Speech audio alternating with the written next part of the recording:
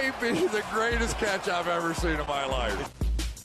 Okay, just in case you were unable to see the announcement yesterday, guys, we are going through and having a Texas Flock meetup. Now, this is going to be held in the middle of June, and it's going to be in Austin, Texas. Now, the date and the exact location are not set yet because I'd imagine there aren't going to be that many people coming out. So because of that, I mean, if you reach out to me on Patreon and you go, you know what, Mason, I can make the 12th, I can't do the 13th, and I have a few people telling me that same thing, then I can definitely go through and pick the date that works for the most people. So please, if you want to come out to Austin, Texas and participate in that meetup sometime in the middle of June, please shoot me a DM. I mean, also, if you have an idea of where you would like that meetup to happen, also, DMs are wide open. Please do it over there on Patreon where we are getting everything set up. That is also where the official announcement is going to be made. But nonetheless, what we are going to be doing in this video is we are going to be going through talking about the Seattle Seahawks offense specifically for 2021 fantasy football. Now, I know a lot of people in the comment section kind of get confused thinking that this is Dynasty. No, we talk Dynasty fantasy football every single day on our Dynasty channel, but just regular fantasy football right here where we are talking 2021 production and what you can expect this upcoming season. And yeah, let's dive into it. And the first player we're going to start it off with is going to be our man, my number one target at the quarterback position, Russell Wilson. Okay, so obviously Wilson is going to be a buy for me. And with Wilson, I understand that a lot of people think that you are going to be finding this offense to be one of the run-heaviest offenses in the entire NFL. And there is great reason to think that. And we talk about all the time in fantasy football that what you chase is you chase volume, volume, volume, and you fade efficiency, especially through the course of the entire season. But at the quarterback position, it's a little bit different. At the quarterback position, we understand that efficiency is actually more important than it is at wide receiver, at running back, in use of predicting future production. So with Russell Wilson, if you look at his career average of yards per pass attempt, I mean, Russell Wilson is consistently every single season top 3 in the NFL in that category. And you also go through and realize, hey, over the past 8 years, Russell Wilson has been a top 10 quarterback every single season, and now he is getting drafted as, just say, about the quarterback 7 in most drafts. And you go, okay, if Russell Wilson has the floor to be a top 10 guy, most likely has the floor to be the quarterback 7 or 8, and he is being drafted there, that means he is being drafted at his floor. If Russell Wilson comes out, if Russell Wilson improves on what you would want to expect, then it's all just profit from there. I mean, right now he has an ADP where he is going in the 7th round.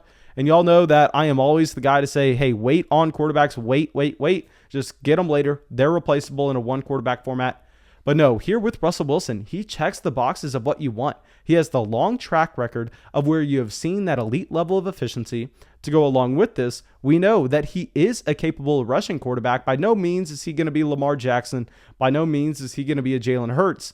But what he can do is he can meet those thresholds that we really want to see from those quarterbacks that you expect to jump up into that elite tier. You want to see them be able to just say get 3 or 4 rushing touchdowns in a season. You want to see them be able to accumulate 300 rushing yards. And Russell Wilson can do that. Russell Wilson is durable. Russell Wilson has that rushing capability. Russell Wilson has an elite number in his yards per pass attempt over the past decade, pretty much. And now there is, not too much to look at on the fact that you're going to be expecting this offense to get worse. Maybe you expect it to be a little bit more run heavy, but I'm not too worried about that.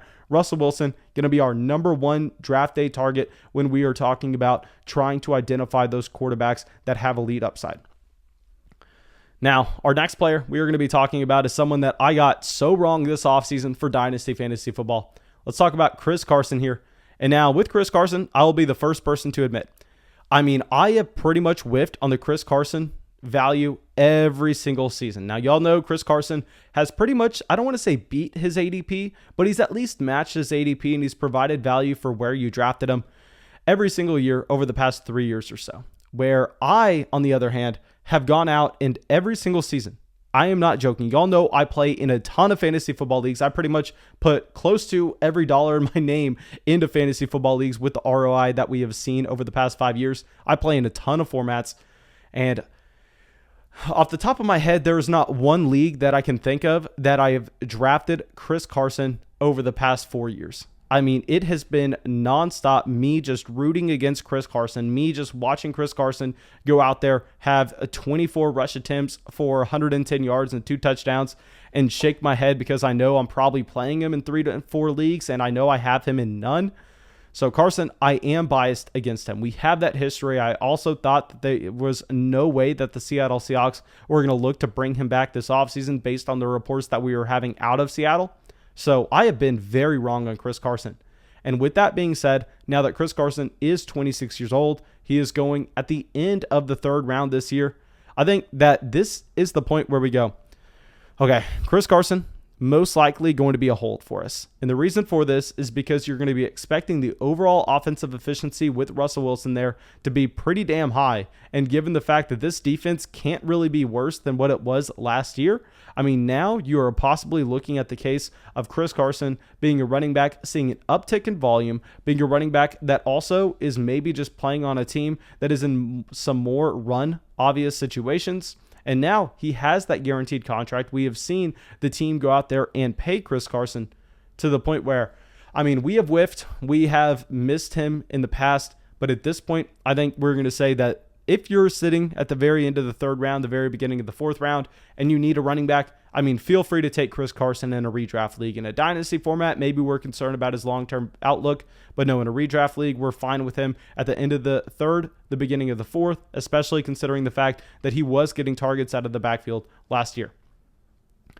Okay, so now let's go over to the wide receiver position real quick, and let's talk about the stud on this team, the guy that is going the highest in drafts right now. This is going to be DK Metcalf. And here with DK Metcalf, I mean, clearly he smashed his ADP last year, at least through the first half of the season when Russ was out there cooking. But nonetheless, I mean, he is going at the end of the 2nd round, the beginning of the 3rd round right now. And with Metcalf, this is hard because we're looking at him as a wide receiver where we are going, you know what? Generally, we don't want to be drafting guys in this range. I mean, if you have a 3-down running back falling to this range where just say you have a Joe Mixon available to you, where you have a guy like Najee Harris, you need to be taking that running back over and over and over again. But a lot of times, once you get back to the very end of the 2nd, the very beginning of the 3rd, you've already had that tier drop off at the running back position where you're not looking at those guys that can just go out there and command 3-down roles. So because of that, you're kind of in no man's land. And if we are going to be betting on the career high levels of yards per pass attempt for Russell Wilson, if we are going to be betting on the efficiency of Russell Wilson, it's kind of hard to fade DK Metcalf because based on what we have seen his first 2 NFL seasons, I mean, we can clearly say, I don't think anybody would argue the fact that DK Metcalf has league-winning, league-breaking potential in 2021. Now, he's not going to do this the same way you saw Michael Thomas do it in 2019. He's not going to be running a bunch of slant routes, getting 100-something receptions, and just kind of bleeding you to death that way. No, but it is possible for us to see DK Metcalf go out there, develop his route running even more, and come out and be that wide receiver that gets 20 touchdowns in a single season. I know that's crazy to say, and of course you can never project that, but it's in the range of outcomes for DK Metcalf. I mean, he has the potential to just completely break fantasy football, and because he has that kind of potential, and I think you can say based on the career levels of efficiency from Russell Wilson that he does have a decently high floor, that you can call DK Metcalf. I don't want to call him a buy just because in this range, sometimes you're going to be looking at those 3-down running backs that you can pull off. And so in those scenarios, we want to be going with the 3-down RB. But if they are off the board, then hell, go for it. Go with DK Metcalf. So because of that, and it's kind of hard to say if he is being undervalued or overvalued at this point, given the range of outcomes in your own draft, I think we're just going to call DK Metcalf a hold. Now, let's go over to the other wide receiver that's going to be important in this offense. And let's talk about Tyler Lockett. And here with Tyler Lockett, yes, he was very much up and down last year. I mean, this is a player that if you take out if you take out a couple spike weeks from Tyler Lockett, I mean, it was so disappointing. And obviously on the channel last year, we whiffed so many start decisions with Tyler Lockett where just continuously it was Mason start, Tyler Lockett, or wide receiver X, a guy that probably had a high floor, someone not with a high ceiling. And I was going, you know what? Tyler Lockett, he can drop 50 any given week. You have to be starting Tyler Lockett. And week after week after week, it was, oh, Tyler Lockett, 6 points, great, lost my matchup. Oh, Tyler Lockett, 8 points, great, lost my matchup. I mean, it was just so frustrating with what you had with how he scored his points last year. Now, I will say that is going to make a player, I don't want to call him a value in fantasy football, but that is going to burn a lot of fantasy owners. Where, yes, he has this ADP of 50 overall, but I'm going to be expecting a very wide range of where you're actually going to be seeing Tyler Lockett go in drafts. So personally, I would not be too excited to draft him at 50, but I would bet that a few of y'all are going to be playing in leagues where other owners were burned by Tyler Lockett and they really don't want to deal with that volatility. And if you start to get to the 6th, maybe even 7th round, I know that's crazy to say. Honestly, in the 6th, I'll just be pressing the button. But if he can fall there, that's where I'm going to be willing to draft Tyler Lockett. Not going to be too excited about him in this range, though. Okay, so now I know that these are the boring players, but these are the players that we actually need to talk about, the guys that are going to be a little bit harder to make decisions with. Let's bring up Gerald Everett, obviously coming from LA, going over to Seattle. And I will say, the first thing we want to say with Gerald Everett is the fact that historically, you really don't want to be betting on tight ends that are changing teams. We understand that the tight end position is really scheme dependent on a lot of rosters. So a lot of different teams, it's going to take a tight end like Gerald Everett maybe some time to kind of just transition to the Seattle Seahawks offense. But nonetheless, I mean, this is an offense that has been looking for a good tight end for a very long time now. I mean, obviously, they have been going through, trying to cycle through these guys over the past 6 years with Russell Wilson. But now they have Gerald Everett, in my opinion, the best tight end that has been on this roster in a very long time. Gerald Everett, only 27 years old, and I understand. I mean, he was never hyper productive in LA, but you have to understand that there was a ton of target competition there. He dealt with Tyler Higbee last year, and he was a player that, I mean, you wouldn't expect him to break out until this point. He was drafted in the second round of, I believe, the 2017 NFL draft class, if memory serves. And there, the draft analysis with Gerald Everett was, hey, this is a tight end that is very raw. This is a tight end that has a lot of upside down the line. But for right now, he's a player that you really don't want to be investing in. And I think is the time you go and you look to get Gerald Everett. Gerald Everett is actually going to be a buy for me. I would really like to pass at the tight end position at the very top of drafts this year. I mean, if you can get into this range where you're at the very end and you can scoop up a couple guys like Gerald Everett and Tyler Higbee and then just try to see what figures out. I mean, if you draft 3 or 4 tight ends and then cut 2 or 3 by the time we get to week 2 of the season, that's fine. As long as you kind of throw a couple different darts, hoping that they hit, as long as none of them were significant investments, I think that is perfectly fine. Now, let's go over to the running back position. Let's talk about the backup here in Rashaad Penny. Now, y'all know, before we even get into Rashaad Penny, I'm going to be saying that he's a buy, but I have to admit, I am so biased here.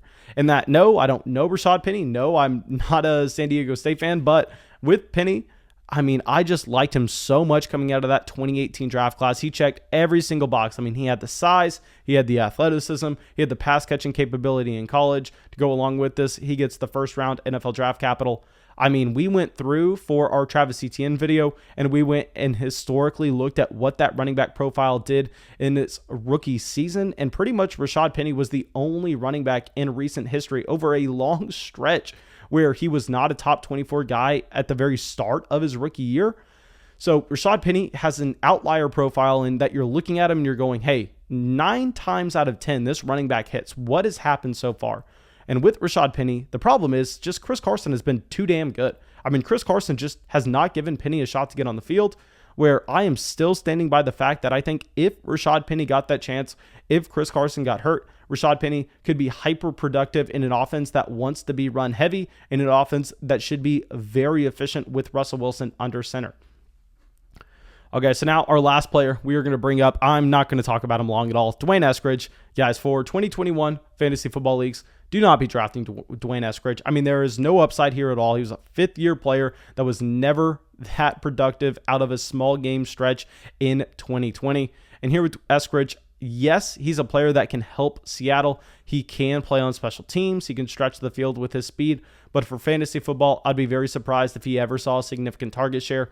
I'm just going to be kind of avoiding Dwayne Eskridge where we can, and that's easy to do because he's not getting drafted currently. Now, thank you guys. I really hope y'all enjoyed this video. Of course, feel free to go down there, drop a like, leave a comment, subscribe to the channel. It helps us out a ton. And yeah, that's it. I will see y'all with the video tomorrow. Thank you so much for everyone supporting the show on Patreon. And Dominic, Jim, Carl, Jesse, Tyler, Eric, Colby, Cameron, Mike, and Marcus, thank you guys.